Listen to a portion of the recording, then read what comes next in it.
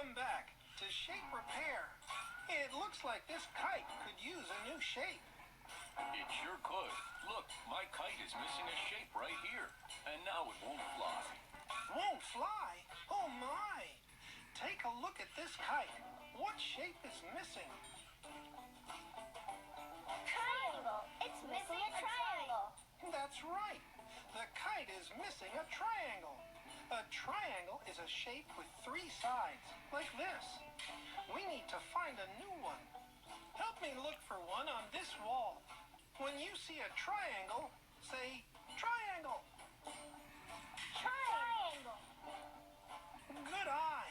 This is a triangle. That doesn't look quite right. The triangle doesn't fit like this. What should I do to make this triangle fit? Turn it. Turn it around. Great idea. We'll turn it around.